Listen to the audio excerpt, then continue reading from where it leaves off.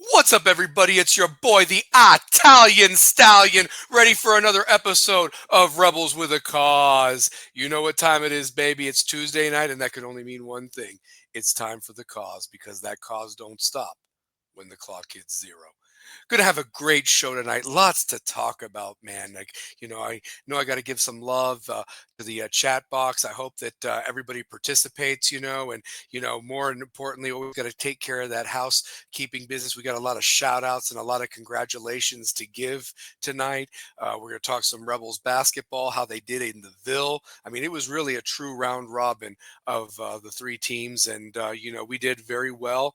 Could have swept, but it's something to grow. We'll get into that here in shortly. But just remember, as always, guys, the views and opinions of this program are not affiliated with those of any other organization or of West High School. This is solely the views and opinions of the RWAC crew. That is myself, the Italian Stallion, two-pair Tate, Brian Tate, the coach statsman himself, Mr. Shane O'Mac. So just keep that in mind when you're watching the show, either live or recorded. And don't always, please hesitate. Hit that like and subscribe button, share it with everybody, and love and shout outs to the 76 subscribers that we have.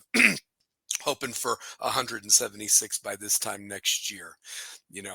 More importantly, definitely join us in that chat box. Point out where we have inaccurately said something in air. Voice your opinions. We want to hear from you, baby, because this cause is just yours as well. We in this together, and it's all about Rebels with a Cause. Whether you're actually an alumni or if you just are a fan of the show, and a fan of the three of us. So shout out to my little 5-month-old niece that actually held her attention to our last show for 20 minutes, and it got her from crying. That's a true story from my sister, her mom. So anyway, she must like us three good looking guys. But anyway, also want to give some love out to the chamber, King's Chamber, Miss Kim Castle and Rachel Davis.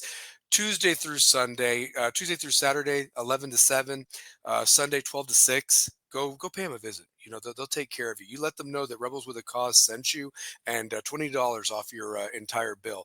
The beard trims, the haircuts, the manicures, the pedicures. They definitely make you feel like a king there. 2 tasty beverages. It is the true royal treatment at that chamber. Also, got to give a shout out to a fellow alum, a class of 2003 grad to be exact, Mr. Alex Thatcher. Definitely pay him a visit there at Knoxville Coffee Company. Him and his daddy make that good brew right there in the heart of Marble City, right off of Sutherland Avenue. It's good any time of the day, so definitely go pay him a visit anytime you can. Also got to give some love to my boy Two Pair Tate's Big Facts Sports Network. Follow him at 332 Studios. Definitely he's there to entertain, and he's doing. I'm so happy for him right now, and we're going to bring him on here shortly. But I feel like this is like the BT from almost 20 years ago, man, reincarnated. So doing what he was born to do, and that is entertain and drop some knowledge on you guys. So definitely give him some support. And also got to give some love to my other co-host. He's doing some freelance right now. If you have any electrical problems, do not hesitate. Give a call to 865-299-3206. It's the holidays. Christmas is a week away. We'll do a programming note about that for next week, because we are celebrating 1 year on this show. So we're going to have a nice celebration. We'll talk more about that as well later on and give you the details. But, it's Christmas time. You cannot have any electrical problems, family, friends visiting from out of town. Don't hesitate to give Mr. Shane O'Mac a call. He'll fix you up and get you taken care of. So without further ado, though, let's get this thing started, because we got a lot to cover and a lot to talk about and not much time to do so. But we'll be here as long as you guys are interested and the conversation's flowing, because that's what we do here on the cause. So let's bring on my co-host properly. And whether you're watching it live or recorded, show them that love and give them that round of applause that they deserve. First and foremost, he is the voice of the running Rebels and Lady Rebels for now 19 years. That's almost a generation, baby. 19 years. You hear me? And he called a hell of a game last night. I'm sorry I missed it, but I could just feel the energy from far away in North Carolina. That being said, though, he's also forever immortalized as the Mr. 2003 West. Doing so many things right now. I'm sure he'll give shout outs and let everybody know that you can support him on any of his platforms. He appreciates the love just like we do on this show. But he's my favorite Florida State Seminole. Give him the love and proper respect he deserves. The one, the only Mr. Two Pair Tate, Brian Tate. What is up, baby?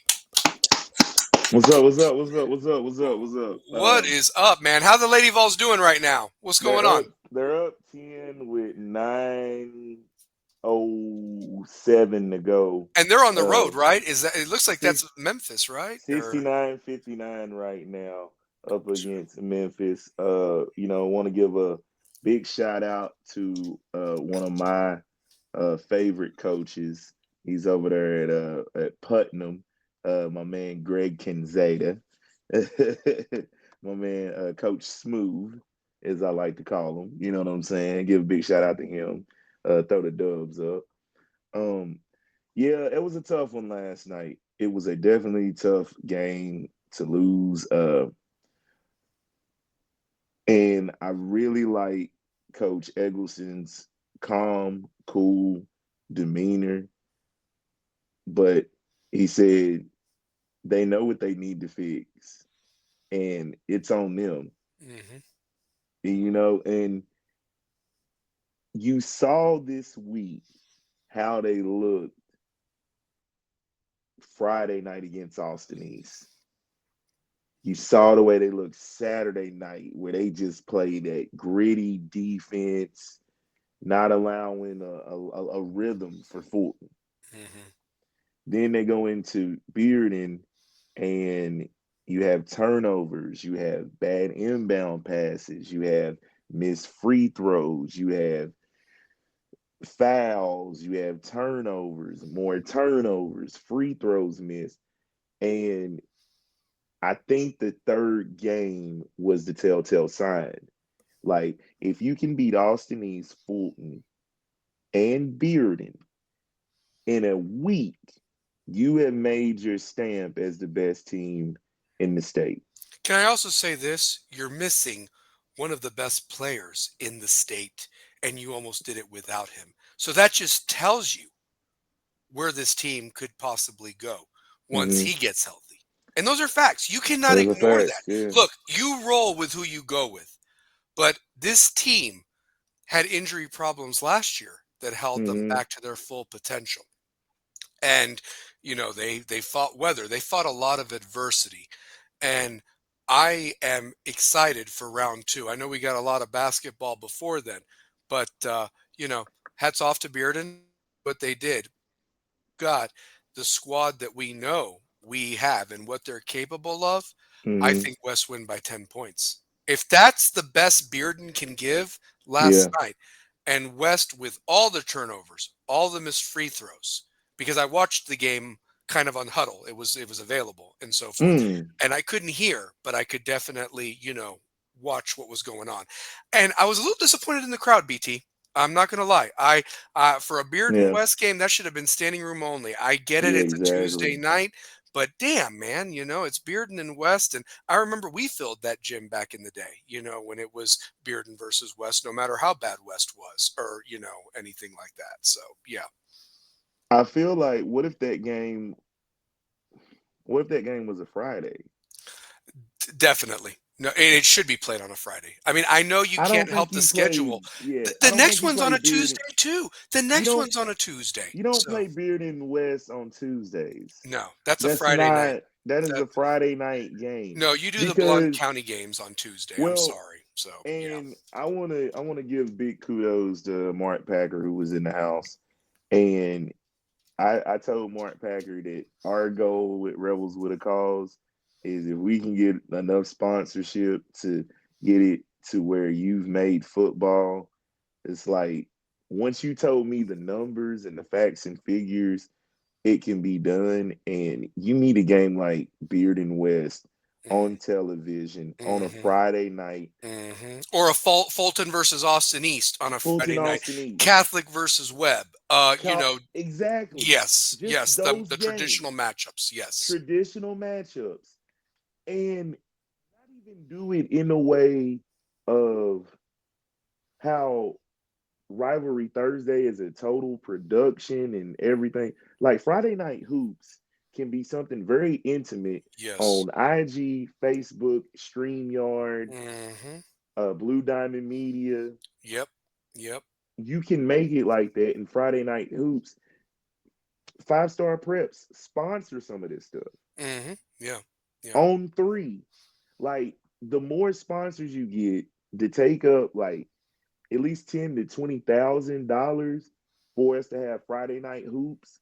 Look at the teams you could play from Atlanta, the Mm-hmm. teams you could play from Charlotte, the Mm-hmm. teams you can play from South Carolina, Absolutely. Alabama was in Alabama. town just last week playing Alcoa. They So were playing Alcoa. absolutely. But Yep. that's what we could really do. And I think, with partnerships like Big Fat Sports Network down in Atlanta, 94 Feet Podcast. Shout out to Cam Tatum and Skinny doing their thing on there. It's Nice. so cool to see Cam Tatum interviewing basketball players, like a As it should pro be. interviewing a pro. As You it know what I'm should be. saying? As it should be. So I'm all for that, man. I love what Skinny's doing with kicking it with Cuz, all on the Big Fats Network, man. Yeah, Big Fat Sports Network. Big up. well, well, I'll tell you this, man. I know he's been itching backstage to give his Mhm. thoughts on a lot of things. We got some housekeeping to do too before we delve into that Bearden game more in depth and so forth, as well as the performance in the Ville. But I got to bring him on with his proper introduction. You know, he is our coach. He is our stats guy. Father of the year, hell of a cook. Still looking for that special someone, ladies. So definitely hit him up and so forth. I gave you the phone number, so you know, see what's up. But we love him. He's a part of the show.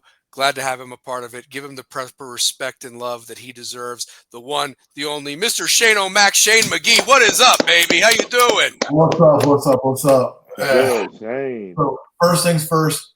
What time is it? It is 10:16. So in 44 minutes, or excuse me, an hour and 44 minutes, my oldest daughter turns 19. So I will go ahead and say happy birthday, Munchkin. Happy Dad, love you. birthday. Can't believe you're 19. Holy crap, I'm old, but hey. Hey, no, we This are will old. say- I this will feel say it. happy birthday to my firstborn. Aw. My A1 since day one. The one who made me a dad, the one who pushed me to be the best version of me. Happy birthday, Munchkin. I love you. Proud of the woman you're becoming. I don't know if you watch this, but hey, Dad loves you. Happy birthday. Well, happy birthday to her. Happy birthday to her. And yeah, we are old. I feel it, man. I can't make these 5-hour drives in the middle of the night like I used to, but for Man, business. I was driving home. I was driving home like from work. You got the rain and it's dark, and I was like, I have reached the age where I will not drive in the rain and dark. Yeah, no, I hear you. No, it was raining cats and dogs this afternoon. Honestly, when I was Yeah, driving I to the was chamber. driving. So, yeah. I want to say also rest in peace to the troughs at Neyland. Oh, is it gone? They were all gone now. Oh, wow. I watched some down today. Yeah. Speaking of the Vols, we got a lot to talk about them. So if you're a fan of the Vols, stick around because we will talk about all the exciting things happening with the men's and women's team in basketball, football, Saturday night, baby. They got some serious business. Saturday night. And they're taking a trip to Neyland North, according to Apple Maps. And let me tell you something. I talked with somebody at a business meeting I was at, and I'll just tell you this. A lot of the guy I talked to, a lot of his frat buddies and him bought up tickets to go up there and coordinated with somebody that knows how the Ohio State people sit, and they're even coordinating shirts and jerseys of how to be worn. So do not be surprised if a little checkerboard is put in, and they're buying them from Ohio State, honestly. So keep an eye on the crowd on Friday night, or Saturday night, rather. Sorry. There was also the Tennessee fan who posed as an Ohio State fan, got the season ticket holder deal, posted it on Twitter. Like 40-something% of the tickets that have been sold so far came out of the state of Tennessee. Wow. 22% were out of Ohio. Wow. I'm telling you, I'm telling you, man. Vol fans travel. They know what's going on right now. They're going to win on Saturday night. I'm putting it on there. Tennessee will beat Ohio State, and you can thank me next whenever we have the next show, which I'm thinking we might probably do Thursday, the day after Christmas, if you all are good with that. And technically, that would be our 1 year anniversary of when we had the show. So that's a fact right there. I do want to say this. We need to give a shout out to one of our first guests. He's a member of that OG group that is the only district tournament champs at West High School, and that is the one and only Big Mike Morrow. Congratulations on now he is Dr.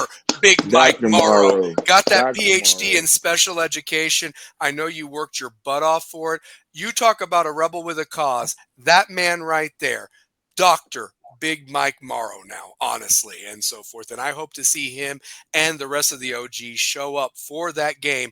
Two-pair, I know that you and me on Facebook and all social media have been trying to reach out to the guys to make sure that they're in town because, I want Coach Petco there, Coach Lindsay. It needs to be a reunion because 25 years ago, they were the first and only team, and hopefully this year's version can join them in that ranks and have that beautiful picture where they all posed with the trophy. So it's be a special night with that reunion, and hopefully maybe we can even go live for that game and so forth and get some of them on and everything like that too, just like we did when they honored the 2014 OGs and the 10-year anniversary of that. But 25 years, man, we all old. I'm telling you. So, We've hit it, man. I got the reminder here in about an hour and a half. Yeah, exactly. The big anniversary. I was talking to our old Marine Corps buddies. We were all deployed outside Baghdad. Uh-huh. And, my daughter was born, so 3 of us had kids on that deployment, all within a couple of months of each other. Really, actually, a few weeks. Wow. And that was 19 years ago. And that was we 19-year-olds. Wow. We were all in our early 20s.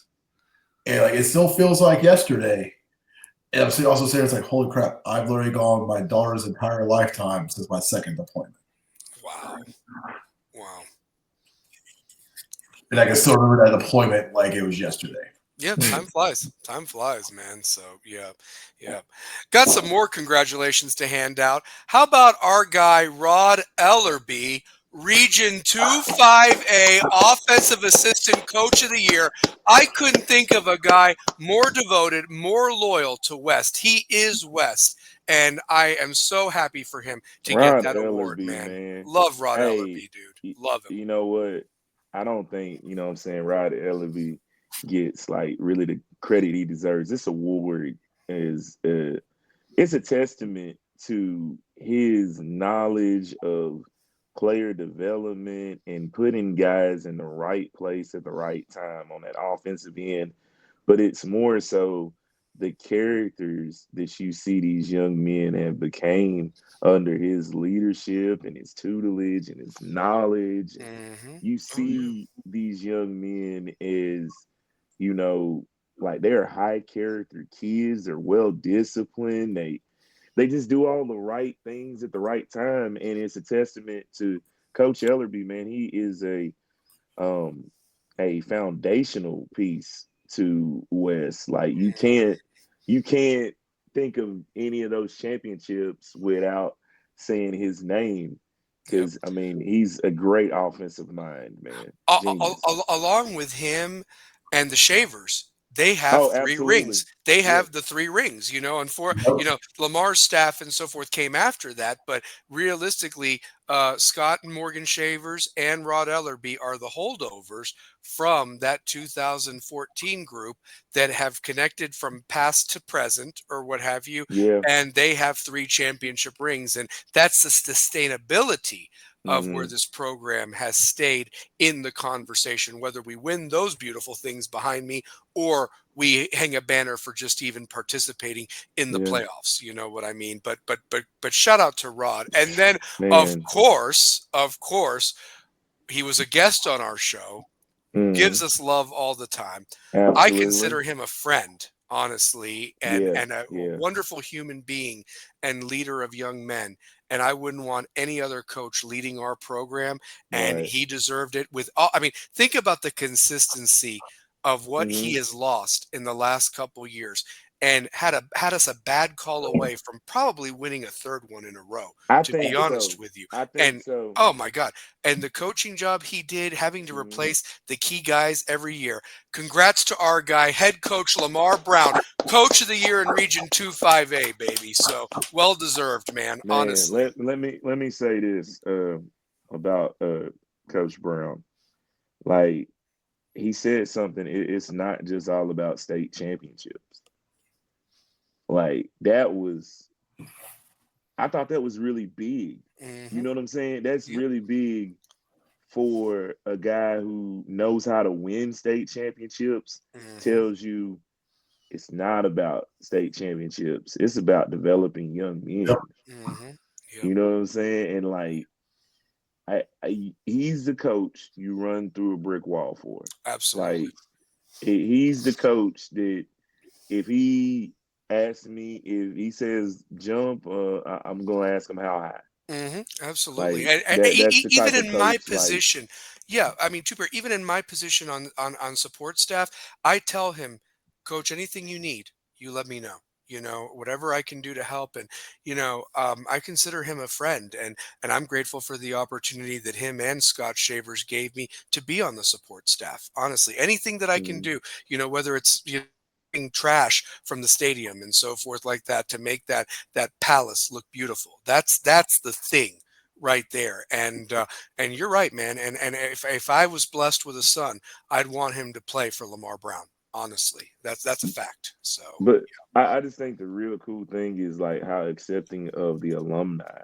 Oh, Like, yes. they are very accepting of alumni. And they've reached out. I mean, they want to know what year you graduated from, the years you played, your position. They want to come back. And that's the atmosphere when you see a CJ back visiting from college, or Braden Latham, or even the guys from like 3 or 4 years ago, his first teams, they come back. And that's what I've wanted for this program for so long, that the alumni come back. You know what I mean? And it's a testament to the One West, Paul Romero. We can't thank him enough for his Man, support. The best he might athletic director in the state, in he my might be the opinion. best athletic director in the state. This Yeah. man is Paul Romero is the GOAT. When it's all said and done, he's gonna turn that sports program into a business model that all high schools are gonna have to adapt. Like, just the way, think about it. He's already ahead of the curve. You have the West Sports app. You have a dedicated app to get every score, highlight, everything. Then you got, in the fan zone, you got Rebels with a Cause, where you can look up all the past episodes. Yep. I mean, Like, he's just social ahead of media the presence. curve. The social media presence is huge, And I think the other thing too with him is he's not afraid to roll up his sleeves. I mean, he was right there moving the bricks and everything, getting the stadium ready for that first game, and we worked our butts off. And not only that, he was doing stats at the game the other night. He was doing the stats. I mean, anything to help out. And that's the kind of dude he is. And he does everything with that passion, man.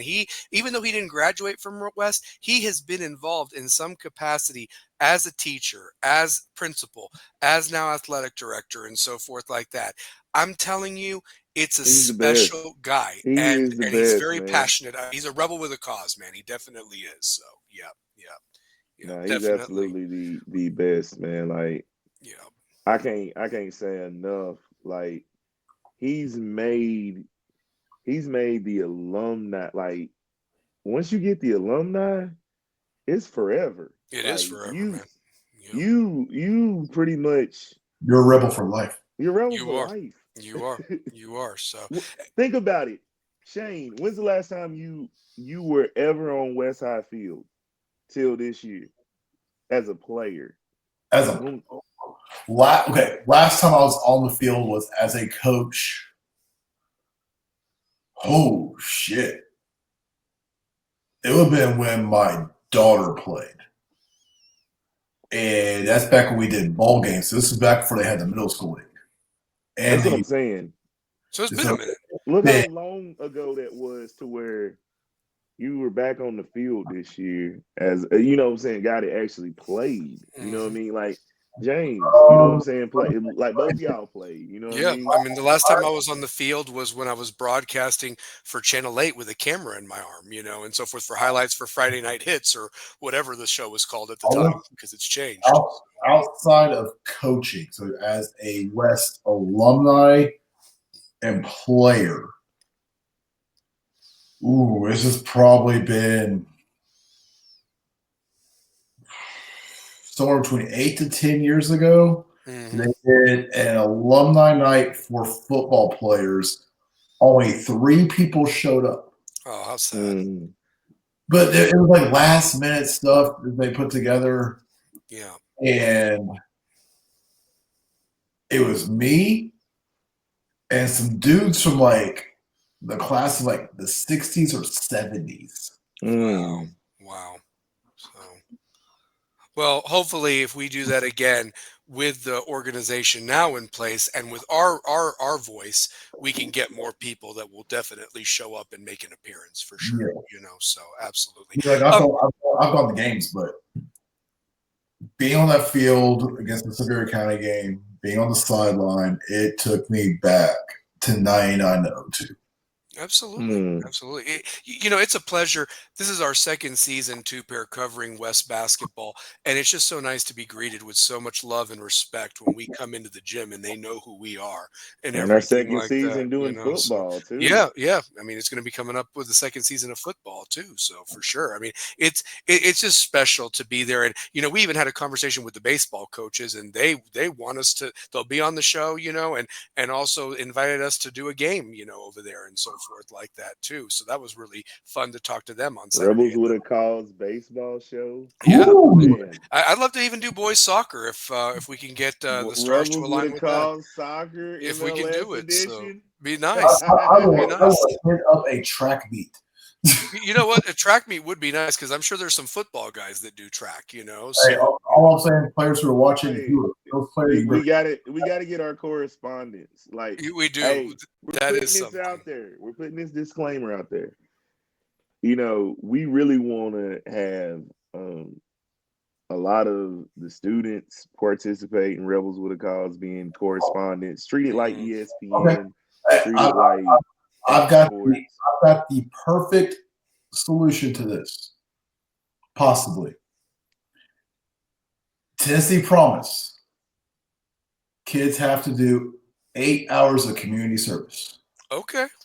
If this can tie into doing community service, because we're serving our community, if we can set up with the school, and it's basketball season right now, we get some correspondence, perfect time. Get those 8 hours you need for that Tennessee Promise. 8 hours. And we got the spring sports coming up, softball, swimming right now too, probably. So, yeah. We trying to build this like ESPN, man. We are. Like that. That's why it's on Big Sports Network. We'll come out with the top 10 plays of West every week if y'all still doing this. Absolutely. But if there's a way that this could work as community service, and those seniors who need to get those 8 hours for the Tennessee Promise, hey, there you go, right there.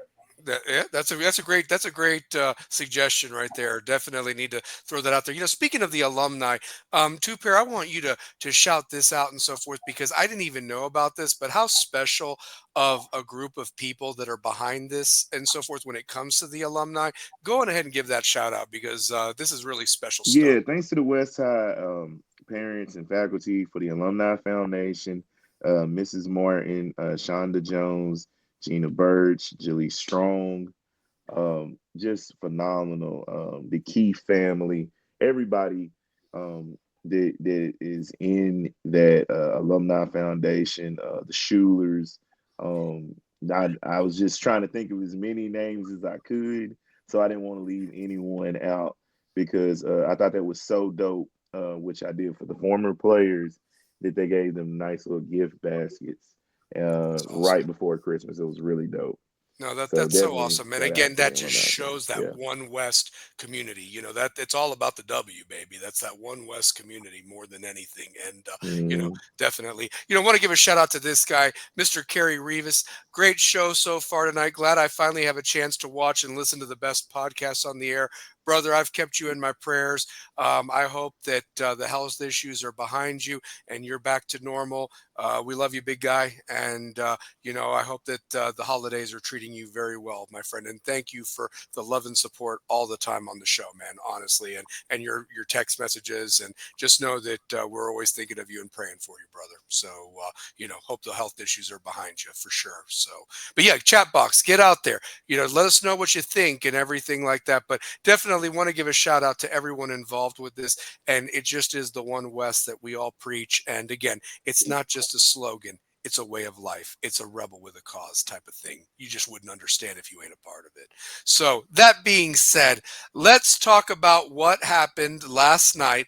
It was it was a region game, big region game for positioning of that tournament, that all important tournament coming up, and it'll be here before you know it. But it was also the unofficial championship of the Ville because Mm-hmm. Bearden and West both handled Austin East and Fulton in different fashions. And you and me even talked about it a little bit too, Pair, and we'll get to those games separately because each game was different. You Each come game out was different. night. Yeah, you come out Friday night and you're at Fulton. West and Austin East was the first game, and West dominated that game. And then, to think that you have to play back-to-back games, there's not even a day of rest. I mean, this is like a true district tournament almost type of thing. And, you get tired legs. And so literally the next day, maybe the score wasn't as impressive, but you grind it out against a very young, scrappy Fulton team and win. Bearden, on the other hand, blew out Fulton in that first game, but really it was neck and neck. And finally, they pulled away from Austin East in the second game the next day. Mm-hmm. So realistically, the teams had Sunday and Monday to recover. They meet at West, and realistically, I was, and I'm going to throw up the score. Bearden ended up taking it 64-56. But when West jumped out to 9-2, I was like, uh, they're ready for this. They're ready. And then Bearden goes on a 9-0 run to take an 11-9 lead. And then West, I believe, gets a 3-pointer. And at the end of the first quarter, it's 12-11.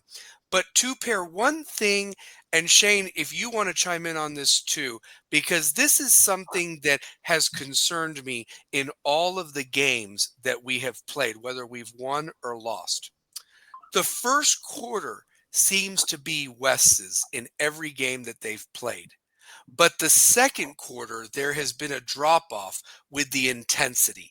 And the thing is yes, you may have had maybe a player or two interchange, but it's still the main core that's out there. And what I would like to see as an improvement with these holiday tournaments coming up, and as you get into the meat of the region, is that drop off doesn't happen in the second quarter, and that you sustain that and build that lead and take away all hope, and then even continue it into the third and fourth quarter before you finally win the game. That's what I'm waiting for from this team, for that killer instinct, regardless of who's available to play and who isn't. And sure enough, in that first quarter, if you don't let them go on that 9-0 run, and like you said, Two-Pair, you're knocking down the free throws that you're given, you're not turning the ball over, and being careless with the ball. Mm-hmm. That led to those opportunities. So my question is, what needs to be done? And this is for both of you, that intensity doesn't drop off for those fast starts. Obviously, teams make adjustments, but at the same time, don't help the other team with said adjustments. I almost look at it like makes me think of track. Like I was a 200 runner, and you kind of pace yourself that first 100 meters, and then really give everything you got that last 100 to 50, depending on how you run it. And I can see it being one of those where it's all right. We're gonna go all out right here. We're gonna relax and adjust in that second quarter. Then we're gonna come back out in that third and fourth. But depending on the teams you go up against, like Bearden's a very streaky team. I've watched them over the years, obviously, and you give them an inch, they'll take a mile. Mm-hmm. Mm-hmm.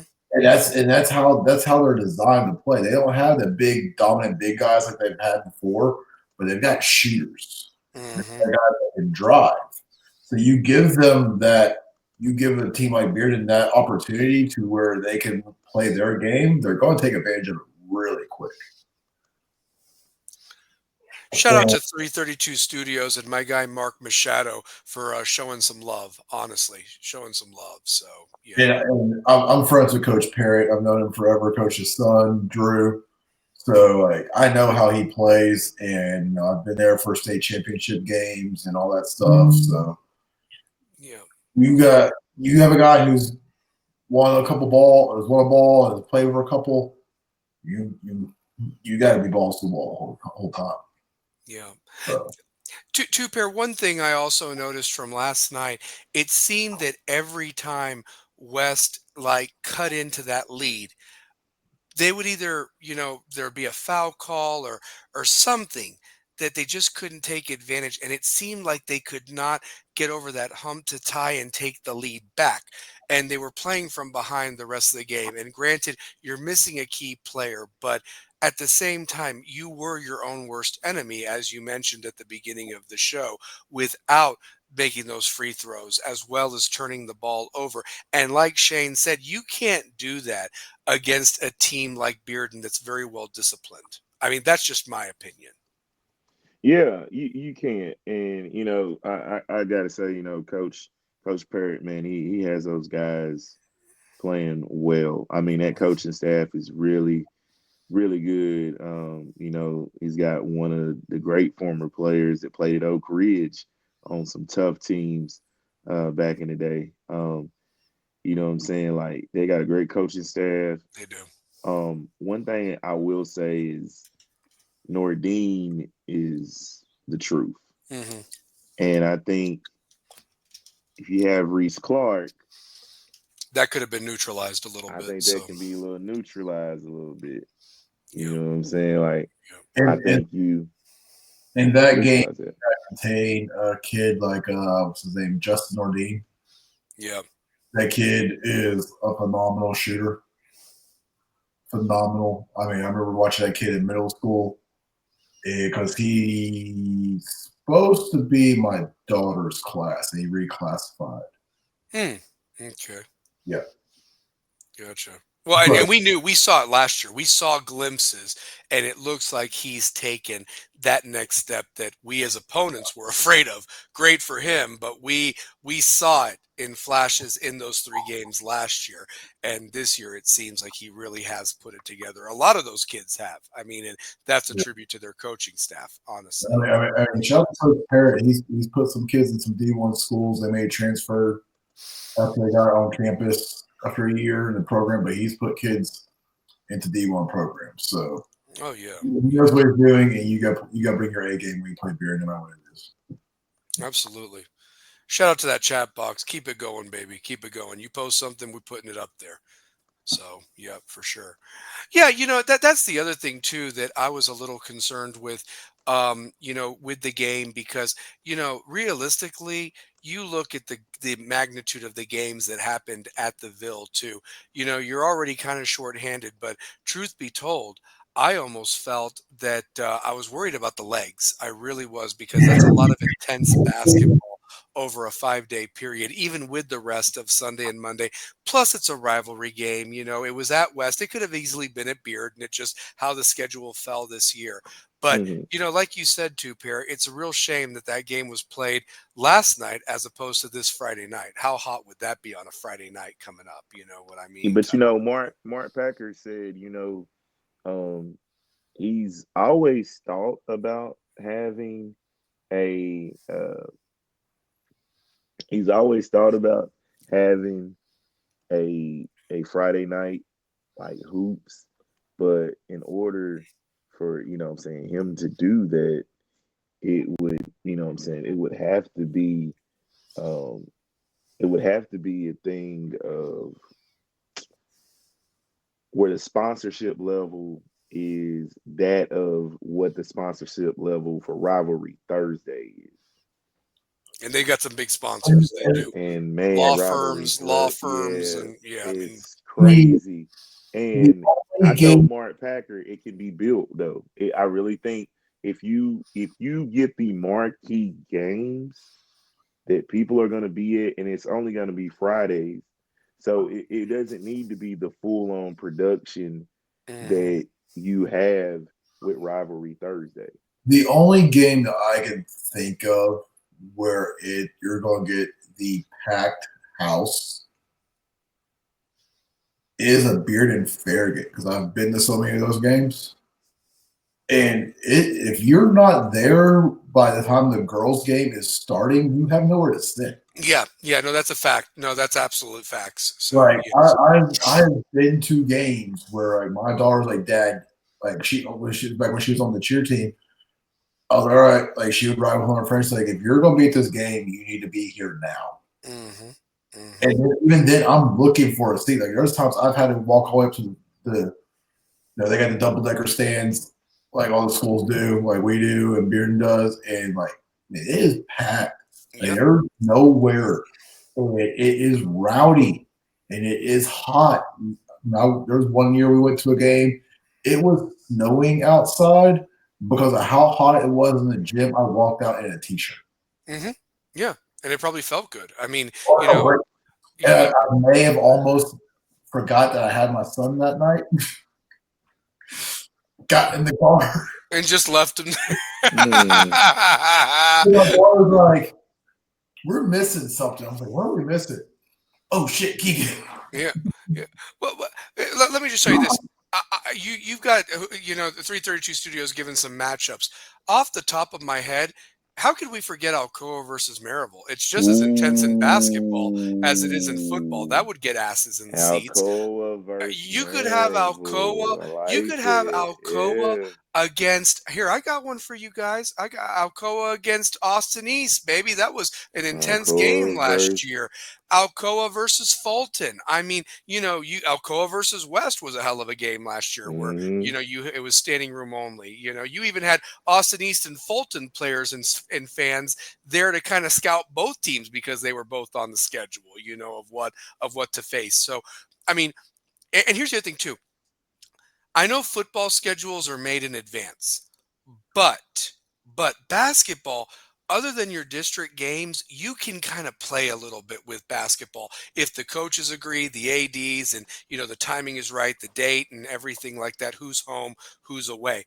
And where I'm getting at with that is how sexy of a matchup for girls, not just boys, could be on this, for a girls game between Bearden's girls, who have been phenomenal the last couple years, and like the Webb girls. That would be a hell of a matchup that you could have. Bearden versus Webb. Bearden girls and Farragut girls has been pretty good as of late too. In fact, Farragut girls were the ones that ended the winning streak, if you think about that. So, yep, I remember that. I yeah. remember. Yeah, so I'm just saying that you could have certain games that would really generate some hype. I really believe that, and especially if a couple of teams are going to be very strong in their respective classifications or regions, generate a matchup that's good, that could bring money to both programs, not just the TV, but the fact that you do have the crowd there and so forth to make that an electrifying experience, like you said, too, Pair, honestly. So yeah, really. I mean, you would have so many different type of matchups, and just the way the football is covered, I think if we highlight basketball in the same aspect with the right viewership and sponsorship, just from the right businesses like a Walk-Ons, or just think of all these restaurants that could get in on this. Dead End Barbecue, Calhoun's. Y'all should be jumping at the bits at this. Yeah. No, I mean, it would be amazing. It would be an amazing. And I think it's going to happen. Thing.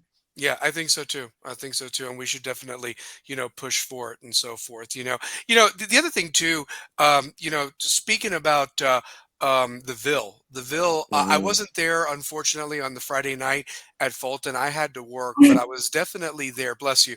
I was there for the second day that was at Bearden, and here it was on a Saturday night.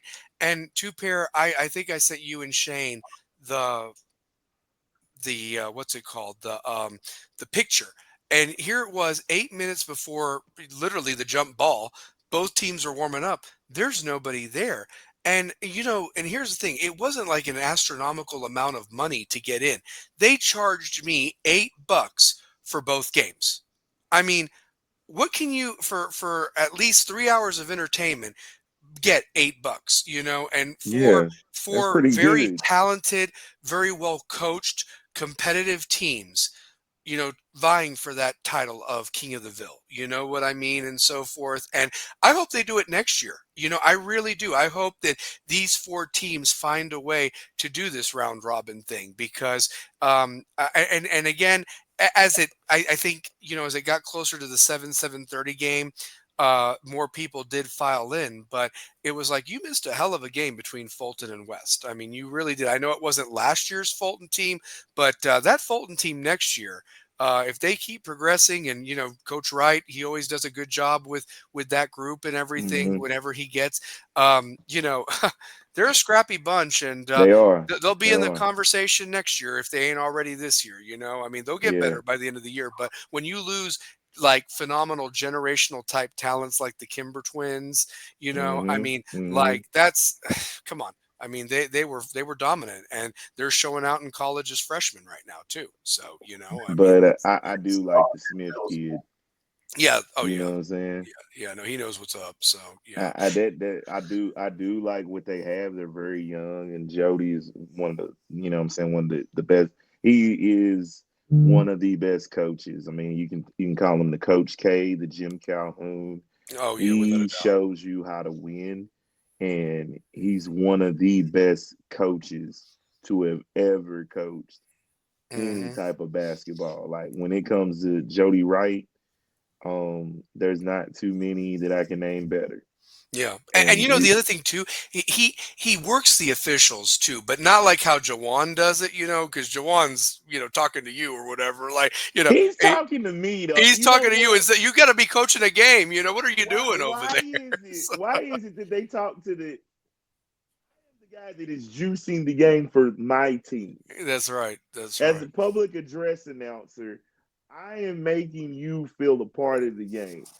I'm making you feel a part of the game. He always wants to come at me, He does, and this goes back to Rocky Top days. it does. Well, and I'm gonna embarrass you just a little bit or whatever. I laughed at the fact that one of the referees was glad you didn't have you on the mic or whatever, giving him the business during the game, but you still gave him the business from the stands. I mean, even Paul Romero's like, I feel like I'm listening to an episode with Rebels with a Cause with you and me like criticizing every play, like we were like giving them the business, yelling and everything. So yeah. We were, Well, hey, we I'll tell you were. this. A couple of Fulton fans bumped me, by the way, when I was trying to get those stats or whatever. And I saw you. I saw you.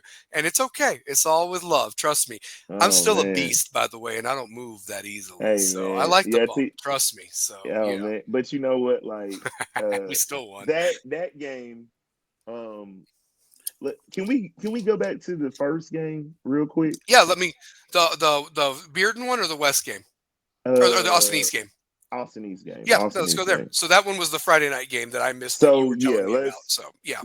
so on this, the West and Austin East game, Kalu Fofana Hmm. he just played phenomenal. Kalu Yeah. Fofana played phenomenal.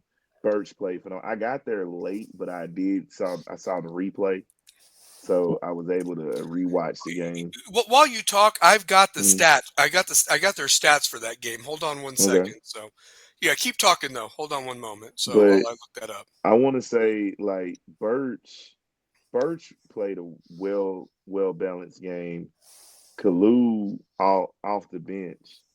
I really, you got to find a way to get this guy as much playing time as possible. Like you got to put this guy in the games. Like he's got to see he is. I'm telling you, he's going to be one of the best young point. West has so much talent. It's just finding out what is going to work while Reese is hurt, and it's kind of tough. But in this game right here, they beat them by 21. I'm gonna say this: Dre, the assistant coach over there, you know what I'm saying, Dre Matthew, who was incredible at his days at Central and at Minnesota. He's gonna get that Austin East team where they need to be as an assistant coach. Like I would be. You don't want to see that Austin East team around February. They're going to become a better team. It's just they got to find their way and navigate with losing the Cherries. Like, who's going to really be that guy? Like, I think it can be D-Mark. I really do. I think D-Mark can be that guy for them. Austin East is deep and talented with, you know what I'm saying, Pruitt is nice. They've got a nice roster. It's just finding out who's going to be their go-to guy, and I think it's got to be D-Mark. Here's the stat sheet real quick for you. I'll read all the names and I'll highlight the players you asked for specifically. Jalen Hill had 8 points. Garrett Birch 4 3-pointers for 12 points. Hey, that's our prize picks with the law firm of 3. We will turn your rec into a check. So yep. And you got 2 from Malik Wilson, and shout out to him, man. His defense against Fulton the other night, man, they didn't want none of him. His defense was amazing. He only had 1 foul. Playing defense with your feet. That's what I preach all the time, man. Not swiping and reaching. Play with your feet. So every team in Knox County needs a Malik Wilson. Yeah, he was all over. He does everything. Let me say this: Malik could score if he wants to, but for this team, they need him with that sticky defense, those rebounds, passing, block shots. Like, dude, he's the glue. He's a solid 4 off the bench to spell Kevin Jack when he needs a breather. He holds everything together. And that's the type of, like, every basketball team needs a guy that he can hit the open shot. He can hit his free throws. He boxes. Like, bro, Malik Wilson is what you need on every team. He can cover. And his length allows him to cover 1 through 4. A 5 might be a tough matchup, like somebody tall like Devin, but 1 through 4, he's a solid defender because Coach E even made an adjustment and put him on one of Fulton's better players, and they didn't score when he was on him. Honestly, they did not. So shout out to him, you know, and the 2 points. You mentioned Kalu Fofana, 13 points, by the way. That's what he had, 13 points. 15 for Big Devin. Jack Keith had 2. Robert Schuler had a 3-pointer, law firm of 3 again. Joe Dupree had a 3-pointer. He had 8 points. You also had 3 points from David Sanders, and to round out the scoring was Mr. Kevin Jack. He also had 3 points. So that was the 71, and it was everybody was getting in on the act. It seemed, you know, that they got out there and played in that game and so forth. And I'm sorry I missed it. I had to work. Unfortunately, that's all I've been doing lately. Yeah, I got there late. Yeah. By the time I got there, it was 20. You know what? The last 2 times that Austin East has seen West, it's been noticeably different. Yes. Yeah. Except for the first time that they beat us. And that was a back and forth game. That could have gone any way. That was one of your favorite games you ever said. Yeah. So yeah. Yeah, it's one of my favorites. I remember that. So yeah. You know, and then, you know, going to this other game, the scoring for the West Fulton game was this. Of course, we totaled 61 points. Jalen had 10 solid points. Birch had 2. Devin Martin fought foul trouble. I mean, Devin Martin got his second foul with 4 minutes to go in the first quarter and literally had to sit the rest of the half. We were battling foul trouble all game long. I mean, Keith had a few, or Kevin Jack had like 4 fouls, but he still finished with 20 points. And I mentioned Devin.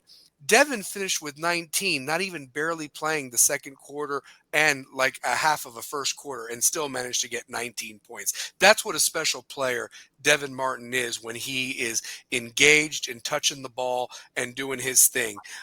You know, Jack Keith gave a solid 5 points in that first quarter when he came in, when Devin was out, honestly. I mentioned Kevin Jack's 20 points, 2 points for Robert Schuler, and Joe Dupree got in on the three to keep that going for the law firm of three. I mentioned Malik and Kolu Fofana. They both got in that game, but they didn't score, but they definitely contributed when they were in there, to Parent Shane. So Mm, that's something to look forward to, as we get in the swing of things. We definitely have to utilize that depth because without Reese, and I want to give a shout out to Reese because I know that must have been so tough to get hurt right before that tournament. He grew up playing a lot of those kids from Fulton and Austin East, and everything like that, and to not be able to play them. Now he'll hopefully get another shot at Austin East, but he won't get to play Fulton. And yeah, and the yeah. same thing, he will. Listen, I said it last night. You had a beautiful post on Facebook, but I said round two is going to be a different story. Oh, And I absolutely. saw some of the parents like heart my thing. They hearted it, and they were all like, hey, I mean, it was cool. It was really cool because I know what I'm talking about. Round two is going to Mm, be a different story. mm. Okay, and you have a player in the magnitude of Reese Clark. It's definitely noticed, man. I feel that he also calms things for Jalen. I also feel that he is a weapon that you have to account for him on the court at all times, that it frees up a shooter to take their time. I sometimes find Birch or whoever's out there rushing their shot. If you're worried about Reese taking that three, then, you got two guys going there. Somebody's open, and that's what's been missing without Reese out there. It also frees up Devin, too, that they can't double team Devin. They've got to account for Reese as well. So when we get that back, it's going to Mhm. be a different story. I mean, you can argue to me all day long, well, they still had who they had. It's a different team when you have a player of that magnitude. But you Don't want to know insult my something? intelligence. Go You ahead. want to know the guy that I think is going to be taking the jump? There, I think there's two guys that are making jumps. Hmm. Robert Schuler is making that jump to Yeah. he's guarding the best guy. Hmm. Like he's defending well. Hmm. You know what I'm saying? Like he Can I he's say something he. about him too, Pear? Mm, And I think I was a little critical of him, but I you just actually brought up something that just came to my head. Think about this. He's a starter this year. Last year, he came off the bench. So there was a mm, luxury there. He could kind of yes, see what was going on, and he really contributed out there. Not that he's not doing it now, but there's a difference. And Shane, you can attest to this. When you come from watching on the bench and you come into a game, if you're paying attention and you know what you need to do, you can definitely contribute and see that. When you're a starter, it's a different story. You don't have that right. luxury. You gotta adapt on the fly and so forth, or you get the hook. And it's been an adjustment for him, but I think he is coming around. His defense is phenomenal, and I mean, it's almost a crime when him or Dupree or Birch shoot the ball and it like rims out. Like, I mean, it's like, damn, are those rims just that tight or something? Because they're getting good looks. And as you can see in the Austin East Fulton game, those threes were falling for those guys. For Mhm. whatever reason on our gym, they just ain't falling. And I want Romero to inspect those rims because it ain't being kind to our guys, and that's supposed to be our home court. So yeah, for sure. But yeah. Yeah, it's just one of those things where I think against Fulton, you saw them really just lock down, lock in, make the right plays, right time.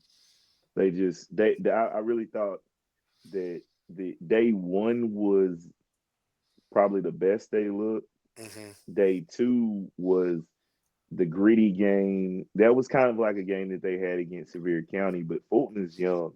Hmm. So they did what they needed to do against Fulton. Like I said, well coached team, very young, but they're gonna be a problem to deal with in their region. And then when you get to last night's game, Hmm. uh the game is actually closer than the score suggests. Yeah, I think it was the free throws at the end. I mean, and again, they made their Man, free throws. We did not. That's the story. That's just like Sevier County all over again. So yeah. that was the story, but the turnovers at inopportune times by the inbound passes. Um, there were two. Um, that were probably it was some tough. The turnovers that you can point out to are the ones. It's like the turnovers, the missed free throws. There was countless times where we went to the line and missed free throws. It's very uncharacteristic of a Mm-hmm. West High team. Yeah. Like, traditionally, at West it was, 10 free throws in a row. Um, then what I'm saying, 20 free throws in a row. It just you had to work on those habits. Like I Mm-hmm. remember a game against Carnes where I had to hit both free throws for us to go into overtime. Yeah. Yeah. Like we were down, and I'm like, oh man, we're down. Like I gotta make these. Mm-hmm. And what I'm saying, by the grace of God, You made them. I make the Well, free throw. but you know what though, Tuper, you pointed out something at the Fulton game, especially, and again, I watched what I could last night, being in the Yeah, meeting yeah, that I yeah, was yeah, in, yeah. and so forth. But truth be told, why are you rushing that free throw? You bounce the ball, take a breath. Even if the crowd's being loud. At West, more times than not, you're quiet. You know what? There's more quietness and so forth. But But I tell the kids, yeah, there's nobody there. there's nobody there. It's just you and that hoop. That's If it. they're telling you to miss it, you block out the. This is what I like about guys like Jack Keefe. Yeah. Jack Keefe blocks out the noise. Mm-hmm. Mm-hmm. And when I say he blocks out the noise, last night he had one of the nastiest finger roll coast to coast. Like, we might have to call Jack Keefe white chocolate. He might be Captain Jack Keefe white chocolate. That jump was nasty. Like Mm-hmm. he had two of the nastiest layups where he went in the end. Like, I just want to say this. Jack Keefe is a phenomenal freaking athlete. Like Captain Jack, he Mm-hmm. is like he one of them ones in both sports. Like, bro, he's the backup guard, but he could probably start anywhere in Oh yeah. Knox County Oh just yeah. because of his heady play. He's shifty. He gets guys rolling, but like I thought Jalen was rolling last night. Jalen got rolling early, Mm-hmm. and then it just the rhythm. Jalen is a rhythm player. When he is in rhythm, it was going. And I really think with Reese on the other side, and then you could either have Schuler or Birch. That gives you a lot to work with. And I want to say this coaching staff is doing a phenomenal They job. are doing a phenomenal Like job. they're doing No, a no. phenomenal There's job. there's no doubt about it. So there is no doubt about Like it. I mean, they're doing a phenomenal job. you talk about free throws being the story in this game. I'm looking at this and it makes me sick to my stomach because you shot 50% from the free throw line. You were 13 of 27. You make 7 of those. I mean, obviously it's an 8. Okay, I'll go. You know what I mean, though. I get you. I You get get it. you. Yeah, You I get it get it. because here's the thing: they wouldn't be hitting at the end if you make half of your free throws. You're just playing straight up defense, and they're scrambling to try to hit a 3 or something to send it to overtime. Is what I'm getting at. I mean, Yeah, if you could even shoot 70% from the free throw yeah, line as a team, you win that game last night. That's what's yeah. sickening to me. And So and I will say this: yeah. Bearden. I never seen Jamichael Blair Jr. have an off night like that. He Mm, doesn't. He's not accustomed to having off no. night. Um, King Hubbard played phenomenal. Hmm. As he I would, as he yeah, would with Nordine. I mean, that's yeah, yeah, you knew it. yeah, You knew they would. yeah. You just knew it was about to happen. Like I really like. And then of course, Dominique Mahoney is he's a hooper. Hmm. Like I mean, he's a Bearden's hooper. always had really good players, pesky players, and they always seem to save their best for West. I made a Yeah, rhyme they there. do. You know what I It's mean? They just they do. So always do. they always And do. I told Coach Parrott, like, it's gonna be us and them. Like Yeah. but I really think the guys, you just gotta just keep locking in because they've got 2 losses. and you were in both of those games. They're not Mm-hmm. anything to where it was Mm-hmm. you. I always say this: if you're in the game like this, 64-56, 61-59, 71-50, Mm-hmm. you have the smallest attention to detail that will keep you disciplined throughout the season. Mm-hmm. So that's why, like, watching this game, I didn't really want to film too much of it. No. Because here's the thing: we can get a little bit of highlights, but the main thing is that we're paying attention to the tendencies and the flow of the game, and what's the pace and what's Yeah, going on with it, and that's and why it's so good that now you have the tripod, and you know what I'm exactly, saying. yeah. And I shouldn't have It's all another game good. I missed this year. So, but so there's that. There's that. Here's the box score in case anybody's curious. Jalen Hill had 15 points, phenomenal game. Devin Martin had 19, or sorry, he had 14. Excuse me, he had 14 points. 6 for I believe Jack Keith. Yeah, 6 for Jack Keith, 9 for Robert Schuler, 9 for Kevin Jack, and 3 for Joe Dupree. So that was the scoring yesterday. And realistically, I mean, Reese is good for 13 points at least. We saw him, score 20 a couple of times, and even if he even like gets you 10, you win that game. That's how vital Reese is out there, Mm-hmm. and the rotation. So, like I said, round 2 is going to be a different story. We've got a lot of basketball before then. We've got these holiday tournaments coming up. And our next game is actually going to be on December 19th.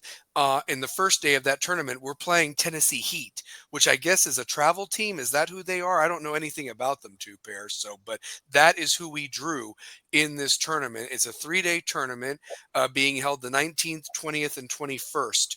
I don't know where Is it's that a at, but heritage? no, the Heritage one is actually the 27th, 28th, and 29th or Oh, okay. something. Which If one I'm is this one? This one, I don't know where it's at, but it starts the 19th, which I believe is this Saturday. If I'm or no, it No, I starts. think it's tomorrow. It's tomorrow. It's tomorrow, the Okay. 19th. So yeah, but they're playing the Tennessee Heat. I don't know where it's at, but I saw it on the app. So, but I didn't Okay. see a location. So, but obviously it's not at West because you're not calling it tomorrow night. So, I'm just saying, like, so it's some neutral tournament game, and hopefully we've get past that loss and show out and win this tournament, because I think if you get experience winning these type of tournaments, you'll be ready for the big district one that will be here before you know it. So yeah, for sure. So yeah. Want to say one more thing too. Lady Rebels are still searching for that first win.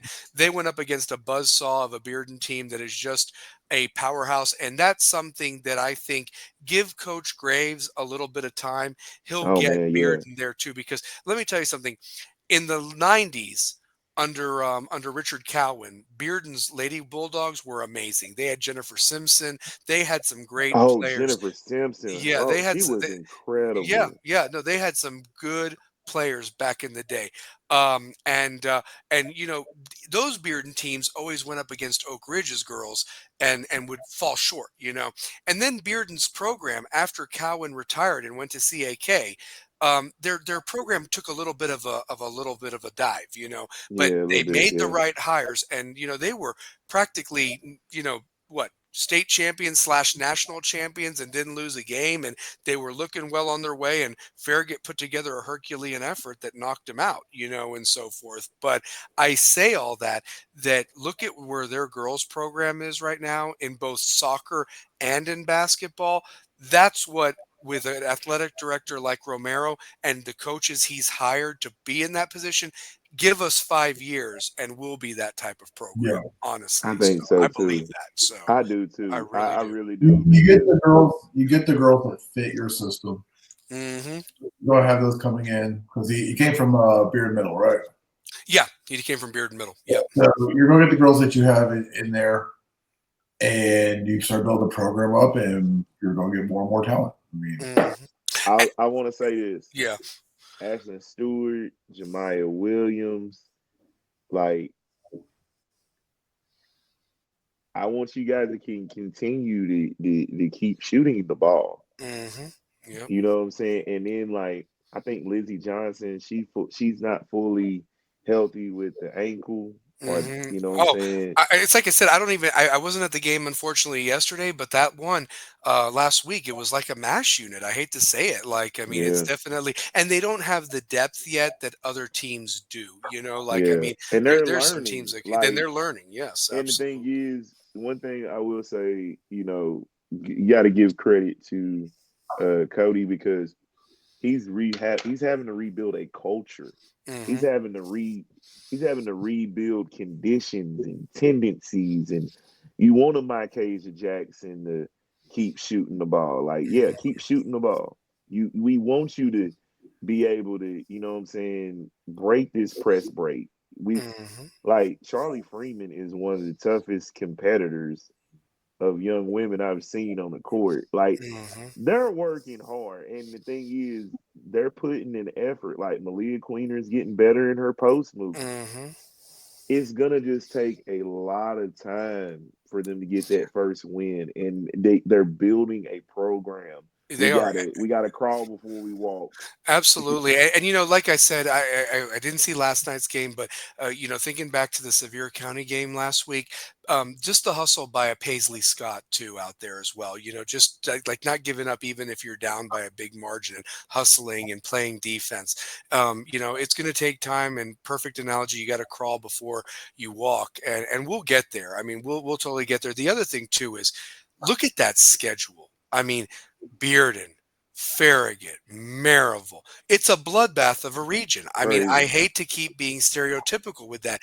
Next year, you know, let's see if, you know, how this team or next year's team competes with, I'm not saying a softer schedule, but you're not playing the queens of the court. I mean, that's the truth of it. I mean, you know, you're going to play some programs that are in building stages as well.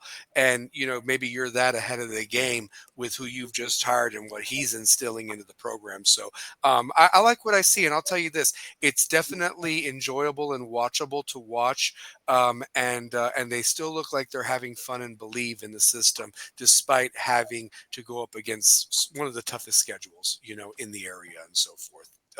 Every night that they perform either at home or on the road. So, but so keep trying, girls. Keep fighting for that first win. So.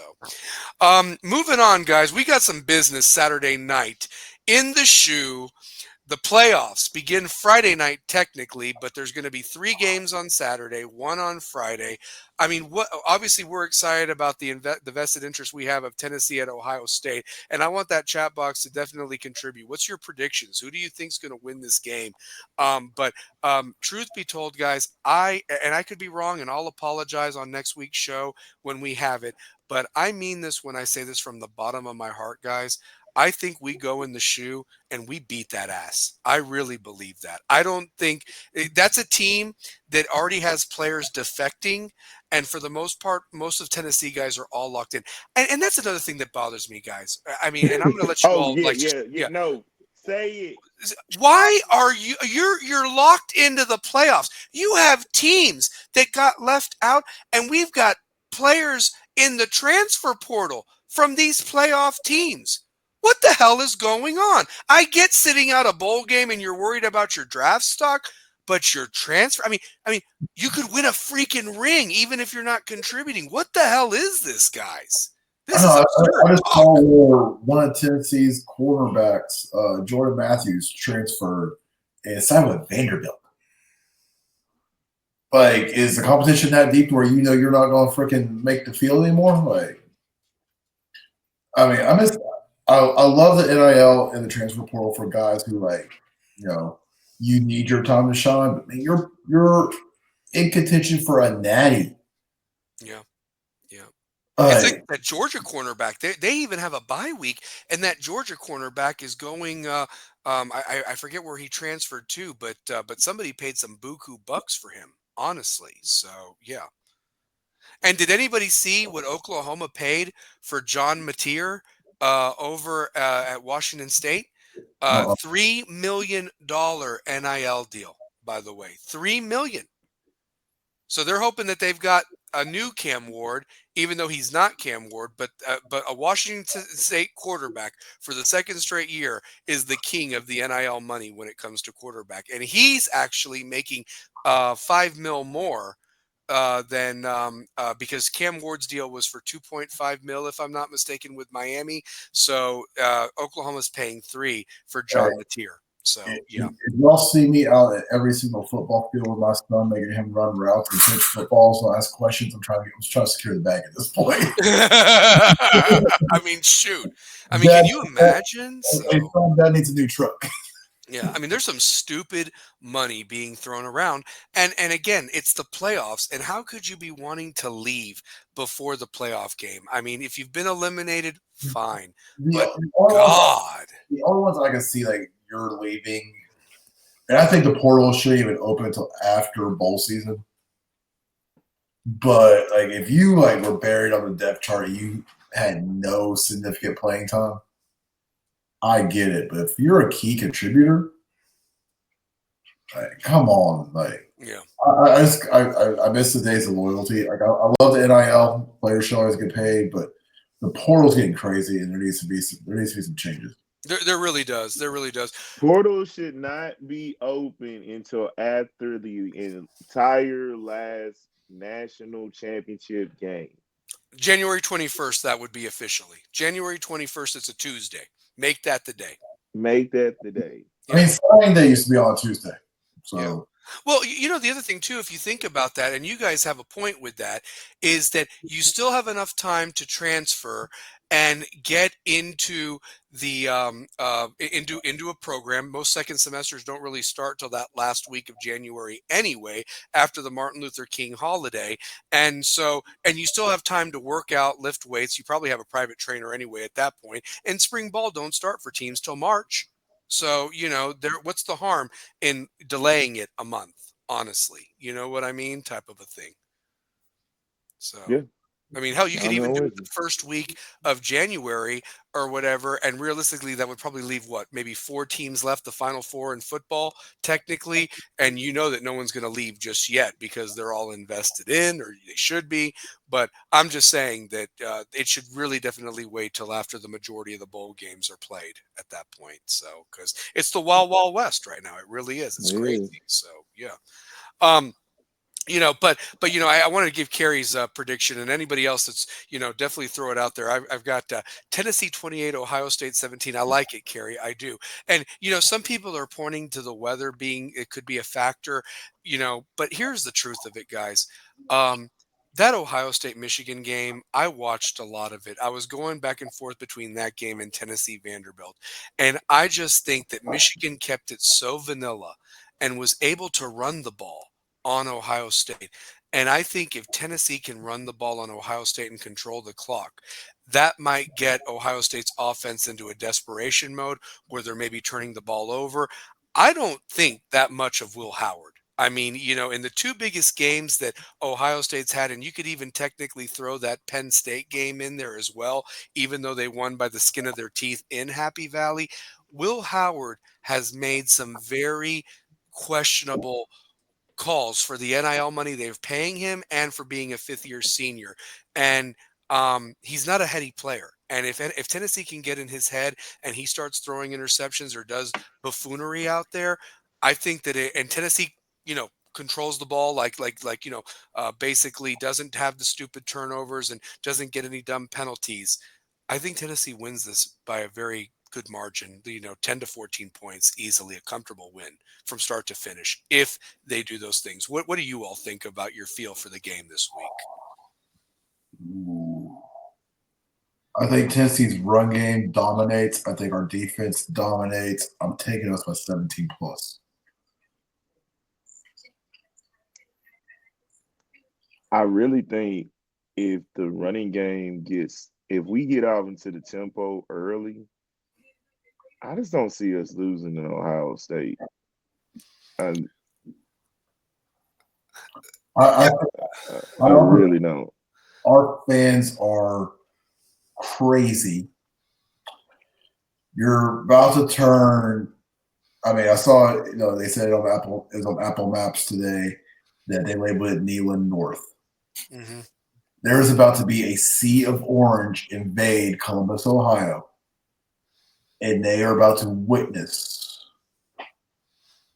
what Tennessee football is. We will take over your stadium and make it our own. I hope we do plant the flag. I hope we do plant the damn flag. LSU 2 years ago, during the 22 season, a day game filled with orange in back. Mm-hmm. Yep. At Vanderbilt, what we do every time we go there. Oh, that was a sea of orange there at Vanderbilt. My thing is this: if you think there's 100,000 that goes into Neyland, think of how many is going to travel to the Horseshoe. It's not that far. Yeah. And listen, I might be skipping ahead. 5 hours and 20 minutes from my house. I used to make 7-hour drives easily from here to South Carolina while I lived down there. I'm going to throw this out there, guys. I might be getting ahead of myself, but how impressive will that sea of orange be in the Rose Bowl? And it's supposed to be a home game for Oregon, being the West Coast team and the number 1 seed. Hey, Tennessee's nationwide. They are. No, and they will travel to go to the Rose Bowl, the granddaddy of them all. I remember I lived in San Diego. We're going back to 2004 through 7. I walked into a Walmart wearing a Tennessee jersey. And the amount of Go Vols and Arian Foster support for fans, I'm 3,000 miles away, or about 2,500 miles away. Yeah. And I'm still getting it. Because I read my orange wherever I was. Absolutely. We've got people who've got the money. And shit, my best friend from the Marine Corps, we already said, Tennessee makes this to the national championship, we are going. He's going to tell his wife and kids, hey, here's all the money, I'm leaving. All I got to do is go take my kids to their mall. All right, I'll see you in a couple of days. You know, Shane, it's funny that you mentioned that because, I was having this discussion with that the guy at the business meeting I was at, Braden, shout out to him. We were talking because he's a Tennessee grad and I'm a Tennessee grad. And it's like, what a time to be a Tennessee fan right now. You just won the baseball championship in the summer. Your basketball men's team is undefeated and number 1. Your women's team is undefeated. Won again tonight, is climbing the ranks. And you've got a football team that is in firm position with a 1 in 12 chance to win this playoff. 1 in 12. So why not? It's there for the taking. I mean, that would be an amazing freaking year. We've suffered. We've suffered for years, so it's owed to us. We deserve this. Yes. Yeah. And shout out to Danny White. I mean, the coaching hires he made. It's all about the athletic director. Like we praised Paul Romero. You are as good. Your program starts at the top with the athletic director and the type of coaches you want to hire, and that they instill their values and create a culture that men and women can grow in and be successful in their respective sports. No, it's true. Very true. Yeah. All right. Very true. It's just great seeing Tennessee back towards the top and everything. Mm-hmm. Because it's beautiful. That decade of complete dysfunction. Yeah. Mm-hmm. Let me ask you guys that. There's all sorts of things. How did it get so bad? Because in the 90s, they were competitive in all sports across it. A little bit in the early 2000s, but something happened.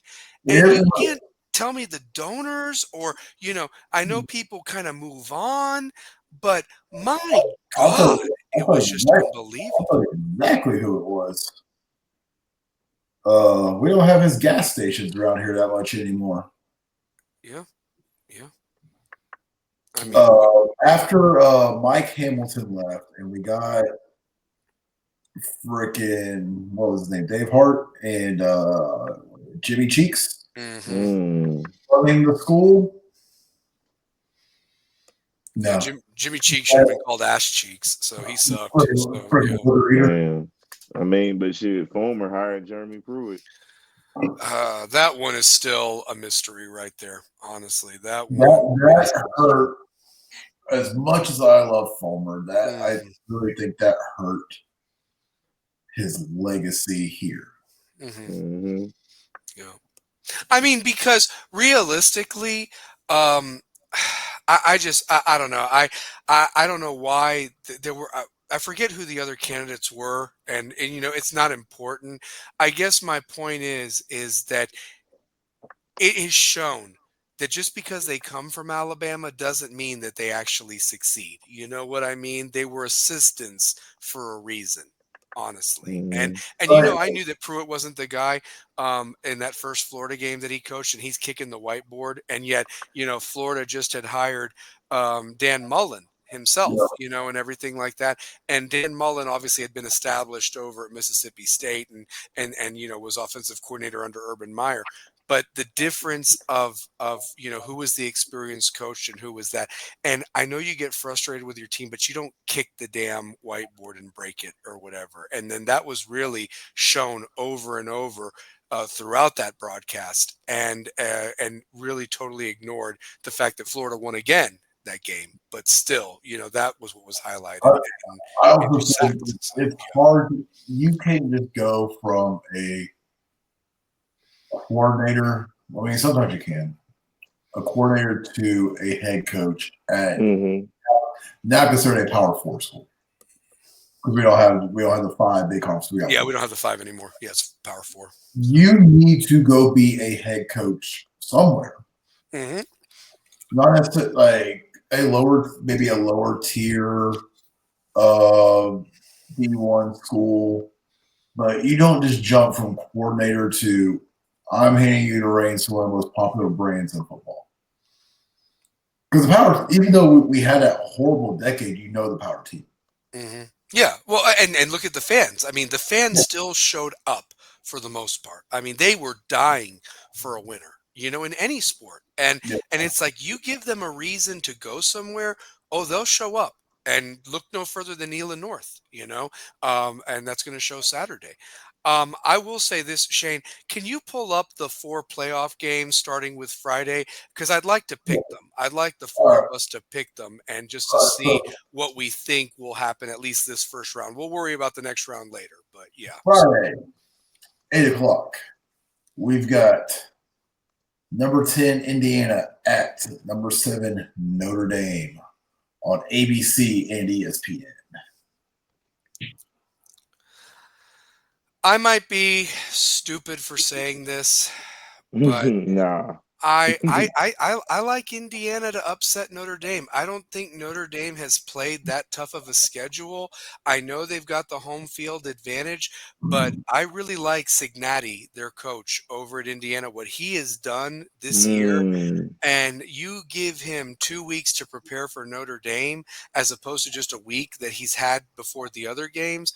I think he's got something up his sleeve, and I think he outcoaches Marcus Freeman, and Indiana beats Notre Dame in Notre Dame Stadium, which would, like you all said last week, would drive that whole fan base crazy, because Indiana is known as a basketball school and Notre Dame is a football school, and they're not supposed to lose to Indiana or Purdue or the big schools in Indiana. So. I mean, last week I was pulling up schedules and teams they played.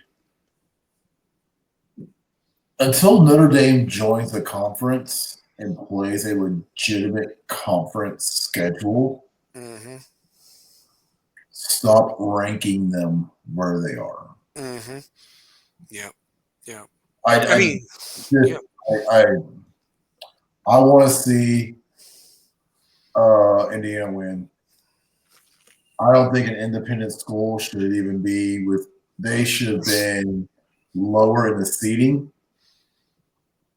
I think we should have been up higher, obviously, but you played USC. You play USC all the time. USC is garbage right now. Yeah. You play a jumbled up ACC schedule just because you have to have something, and you play the bottom tier teams. Yes. Thank you. They didn't play Clemson. They didn't play Miami. They didn't play SMU. They didn't even play what's their names that was in it for a while, Pitt or what have you. Yeah. They played the bottom tier, and no disrespect to Florida State, because that was supposed to be one of the big matchups this year, that Notre Dame Florida State game, and it didn't live up to the billing. USC was trash, that traditional matchup. Here's one for you guys, by the way. Why is the second helmet game not being played anymore between Notre Dame and Michigan? Because that used to be like a yearly thing. Why is that game not being played? If the helmet game is Michigan versus Ohio State, why is the second helmet game between Michigan and Notre Dame not being played? Yeah. So I rest my case. Their schedule was terrible. They lost to Northern Illinois, and Northern Illinois didn't even win the MAC. That's the other thing, too. That should have been held against them. Like, that was a terrible loss. If you're going to penalize Miami for losing to two conference teams, or who else was left out? Alabama for losing to the SEC. They lost to conference teams. They didn't lose to the school you paid, what, $600,000 to play that game, and you lost it at home. Not even on the road, at home. I A devastating loss that should have been really held even higher against them. I think the only reason Notre Dame even made it into the playoffs, their win over Texas A&M, win over Louisville, win over Navy and Army, because they were all ranked. Yeah. And that's clearly that's their final rankings. Yeah. But here's their full schedule: Texas A&M, Northern Illinois, Purdue, Miami, Ohio, Louisville, Stanford, Georgia Tech, Navy, Florida State, Virginia, Army, and USC. You won convincingly, but who did you truly play besides Texas A&M? Guys, let me tell you something. Stanford was one of the worst football teams I've seen all year. I know that they've done something with Andrew Luck now kind of being like a COO, and more power to him, but that program was so amazing with Toby Gerhardt and obviously Christian McCaffrey. How that program has fallen since the days of Harbaugh is unbelievable. And you can't point to academics being the hard thing, because Duke just went 9-3 with Manny Diaz as their first year coach. Vanderbilt's going to a bowl game and was competitive in all their games. Alabama. Yeah. So that's what I'm saying. I don't want to hear that academics was hard for them or whatever to get players, because Duke and Vanderbilt are doing it. And we're not talking basketball. We're talking football. So again, but again, Notre Dame plays that Notre Dame Stanford game, and that's a W every time. They didn't even play Syracuse, in football this year. That would have been a sexy matchup with Syracuse's high-powered offense. My point is that even if Notre Dame wins this game against Indiana, I mean, I don't see them beating the next game. I mean, I just don't think they've played anybody that I think Boise State could beat Notre Dame if they played. So, because I think that's who they would play next. So, but all right. So I've got Indiana. What do you have, guys? I mean, so if Notre Dame or Indiana wins, they play Georgia next. Oh, they're done. It's a one and done, baby. It's a one and done. Who you got? I got Indiana. I got Indiana against Notre Dame, so I'm going to stick with my Indiana pick with Cignati. Shane, who you got? Go Hoosiers. I want Indiana to win, but I think Notre Dame's gonna win. Notre Dame's gonna win. Okay. All right. Okay. I do not want Notre Dame to win, because but you got to be smart. This guy named Scott Randall. This guy is the biggest Notre Dame fan I know, and he lives in Columbus. I don't ask me. Don't ask. Wow. Me. Wow.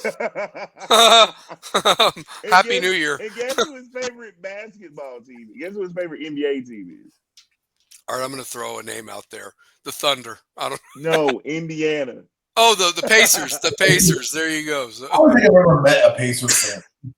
I have. I have. I've met a How do Pacers you how do fan. you live in Ohio and you're an Indiana Pacers fan? Crazy, He was the crazy. guy I knew was like huge into Reggie Miller back in the day when they And had. that's what it is. Yeah, He's a that's it, Reggie Miller Reggie fan. Miller. Yeah, yeah. I And know it's Jalen, and when Jalen played for him, and so yeah. Rick Smits, all 7'4", Rick Smits. So yeah. the All right, Malice, what's the this? Malice. All right, so what's the first Saturday game on the Saturday slate? 12 o'clock, SMU and Penn State. I think Penn State runs them out. I just think Penn State's too big Yeah. up front. Yeah, I got Penn State. Nittany Lions all day. Hey, just think, Penn State's not playing Ohio State, so they should win. So they should have almost asked to be matched up with them, or not matched up with them, So they're good. Penn State's good for a win now. So yeah. What do you got, Two Pair?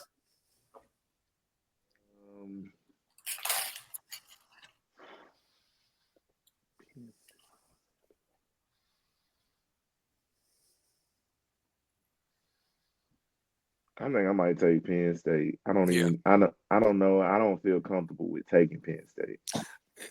That's why they play the games. I just give Penn State the edge because they're obviously the host, right, Shane? Like Penn State is hosting that game, and so Yep. SMU has to travel up north. You're going with Mhm. a warm weather team going up in the elements out there. And I just think Penn State's offense and defensive line are really gonna. If SMU had problems with Clemson's lines of scrimmage, they're gonna have some issues with Penn State's size. They really are, and so forth. So. But this is what I gotta say. Can Penn State win a big game on the national stage? Do they play Texas next? Who would they play, Shane? Just curious. If Penn State wins, Boise who are they State. matched up against? They play Boise State. That would be Boise State. I think Boise State could beat them. I think they could. Yeah. No, I mean, Because you know what they're gonna do. yeah. So, and They're Gentie's gonna a beast. run the foot. Yeah, like Yeah, they're gonna run Gentie's the a football. beast. So, yeah, I mean, if Penn State had trouble with Ohio State's running backs, they're going to have trouble with Ashton Gentie. So, yeah. Are we going to 2005 Boise State with the trick plays against Yeah. Oklahoma? Yeah, I mean, we could see it. We could definitely see it. So, I mean, it's just is like crazy. Kansas State and Boise State both got buys. Like, just wow. So, just wow. Never would have guessed it. Never. So, all right. So that's the noon game. What's the 4 o'clock game? Texas and Clemson. I think Texas whips their ass. I really do, guys. I think Texas wins. I really do. Yeah. Yeah, Clemson doesn't even deserve to be in here. They got so lucky. Oh my god! Next year it needs to be just your top 12. This whole automatic bye. Yeah. Yeah, I just think that Clemson backdoored their way in. I think that let me tell you something. Texas went toe to toe with Georgia, and looking back, if that kicker doesn't miss 2 field goals, Texas technically wins that game. They don't even go into overtime. Did he miss 2 or 3? I think he missed 2. I know for a fact he missed 2. And he was actually a reliable guy for them this year. So all you gotta say is the kicker's been perfect for however many attempts. He's gonna miss the next one.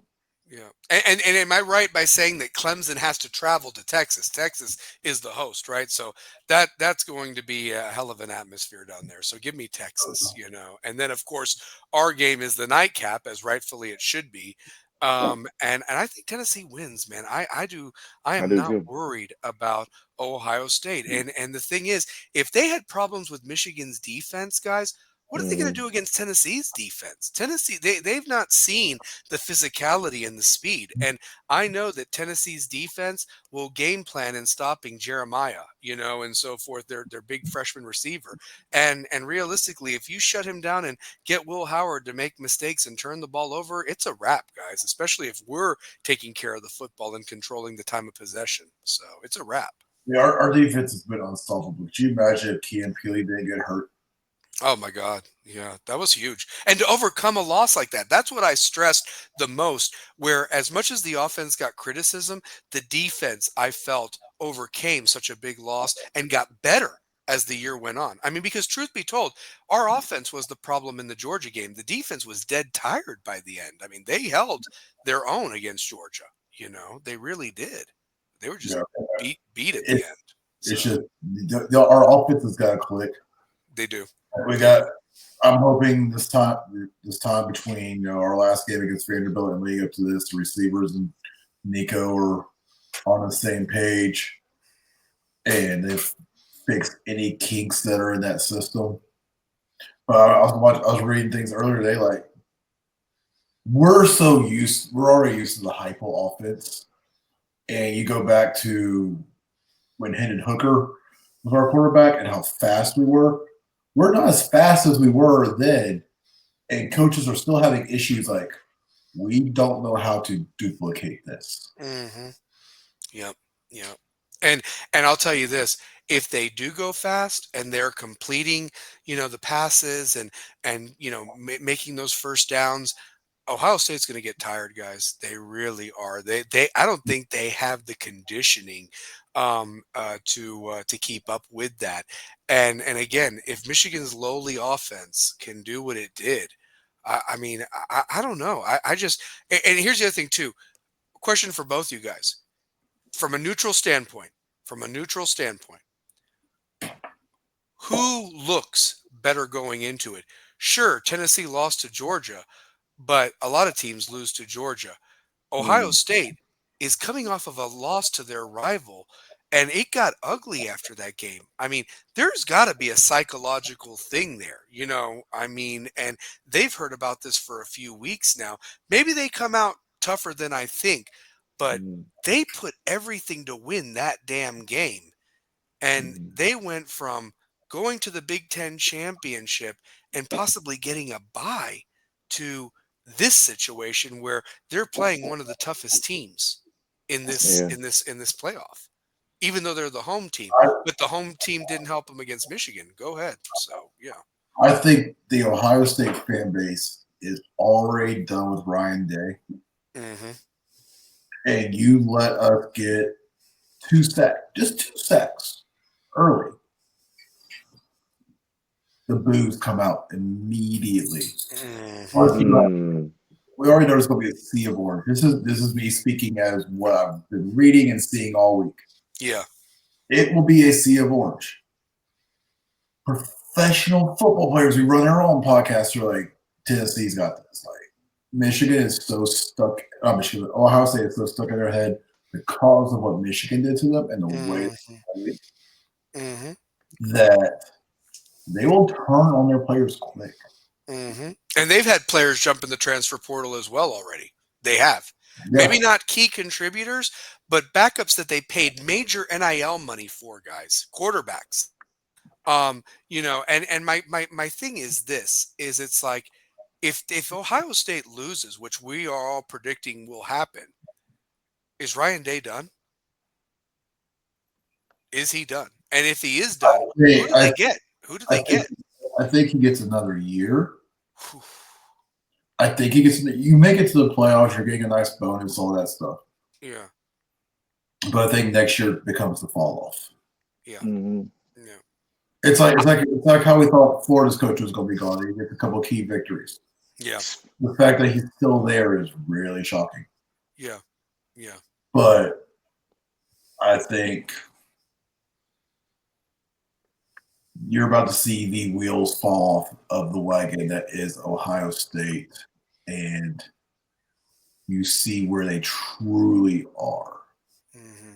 Because in their conference, it's the same main teams every year. Yep, it is. Now you just had Oregon. That's it. Yeah, you've had Oregon. So it's Penn State, Oregon, Michigan, Ohio State. Michigan had a horrible year after winning a national championship. Yeah.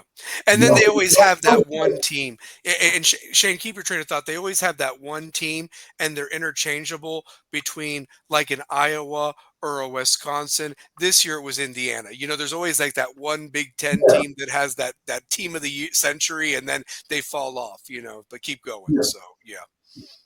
But, I mean, it's the same ones. And, I mean, you can even look at Penn State. Like, they're never going to get rid of James Franklin. They're fine with where they're at. Mm-hmm. Ohio State has this high standard of themselves. They've only won what, 2 natties total? Three natties. They won one. They won one with Woody. They won one obviously with Tressel, the Fiesta Bowl fiasco, and then they won the one with Cordero over Oregon and Mariota. So they won 3. Yeah. But I mean, those are kind of few and far between. Like, they haven't been of any major significance, but they get the recognition because of who they are. Mm-hmm. All you gotta do is you beat one of your top rivals, Mm-hmm.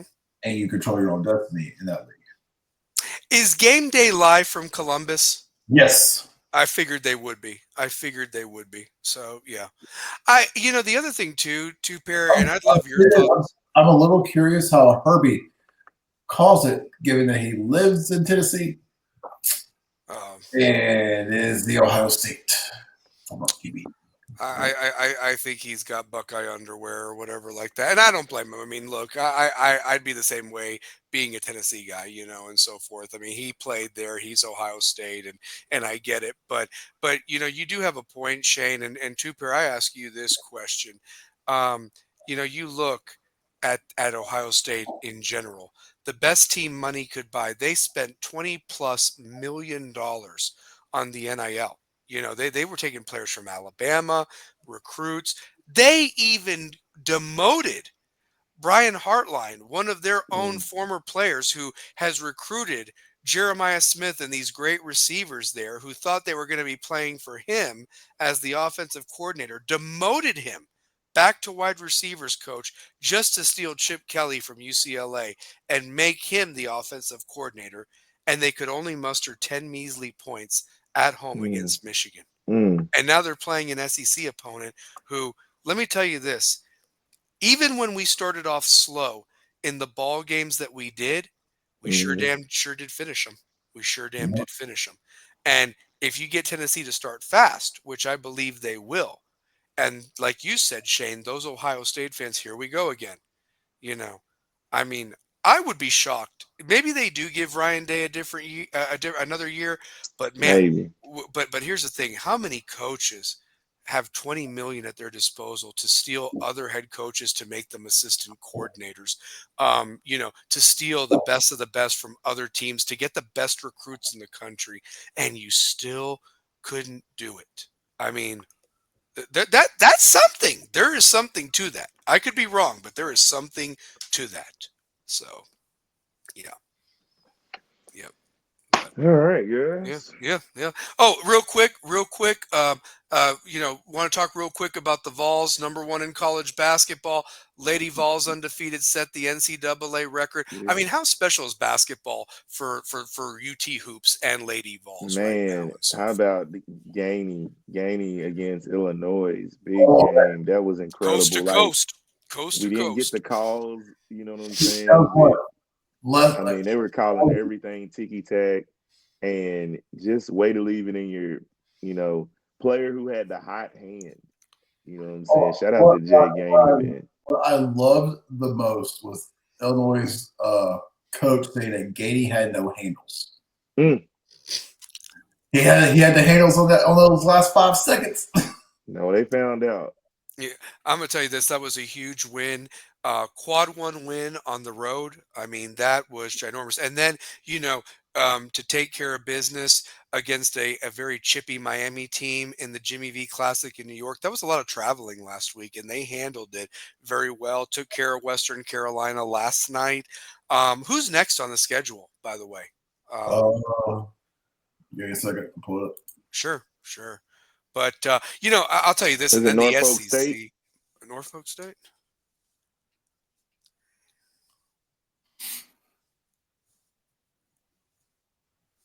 Middle Tennessee. Middle Tennessee, okay. then Norfolk. Is it Middle Tennessee, then Norfolk? Yeah, we play Middle Tennessee Monday, and then. Also, we're off this weekend for the. Okay, good. Okay. Middle Tennessee State Monday, and then they don't play again until Tuesday the 31st, and then we start SEC schedule. Yep. So, and dude, that SEC schedule, guys. I mean, last night I watched well, I didn't watch it, but I saw the highlights. The Gators beat North Carolina, even though North Carolina gave a valiant effort to come back or whatever. But the Gators won. Auburn won, even though I saw Broom hurt his shoulder, but they're a solid ball club. I mean, it's a bloodbath of a conference or something like that. And I could potentially see easily 10 or 11 teams from the SEC getting into the NCAA tournament come It could March. be. So, I mean, Auburn is right behind them. I think mhm. the way they've been playing defensively and just, the way Meshack just takes the best player out of the game. Like, hey man, they're they're doing all right. And Chaz Lanier got in foul trouble, Ziegler got in foul trouble, and Gainey, steps up, and then Milicic had a dozen rebounds. Felt like. Mhm. I'll tell you this real quick, guys. You know who a team who I was kind of cracking on at the beginning of the season has really shut me up, and I can't stand them, but maybe they finally got the coach that they've always needed, and that's Kentucky with Mark Pope. I mean, what he's done, they actually play.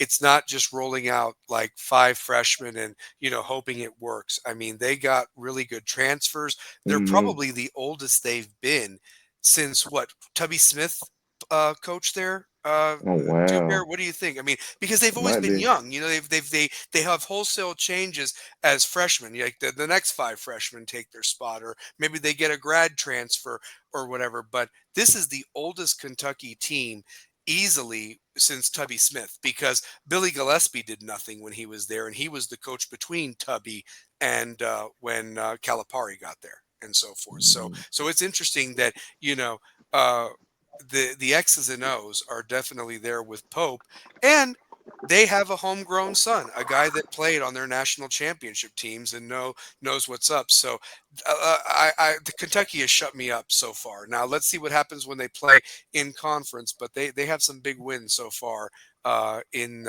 over Louisville, Duke, and I can't believe they lost to Clemson though. I still can't believe that happened. But and Clemson lost again last night, I saw. So yeah, I mean, just weird how that falls. But the SEC is just brutal. That schedule is just brutal, and I'm excited to see how Tennessee navigates through it. A lot of exciting games, and I hope to catch a couple in Thompson for sure. So yeah, and then the girls.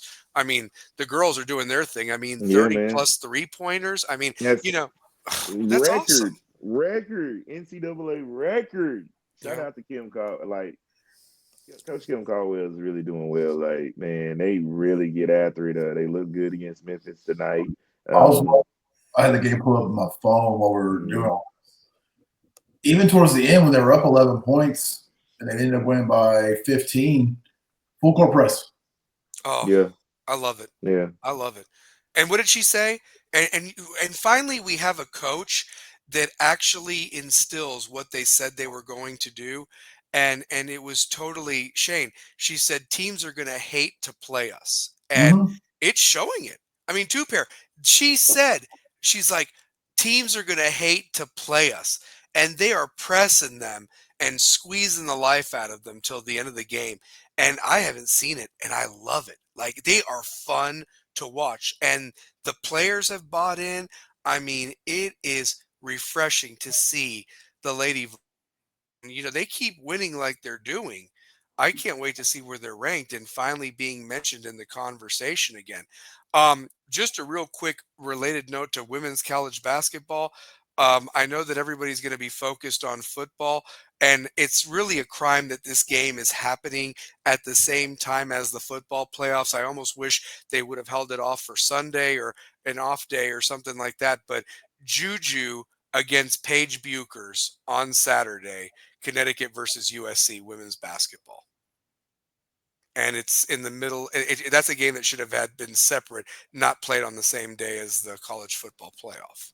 Mm. Honestly, so kind of a shot for women's basketball when the rest of the country. It would have been like seeing like Caitlin against uh, forget her name from LSU. So, but yeah. Uh, Angel Reese. Angel Agreed. Reese. So yeah. So, but anyway. Great show though, guys. Great show. So much stuff going on. We said that this was going to be an exciting few weeks, and it hasn't disappointed between football and basketball, and just so much, And shout out to everybody that contributed to the chat box. Shout out to all of our subscribers. Remember, hit that like button.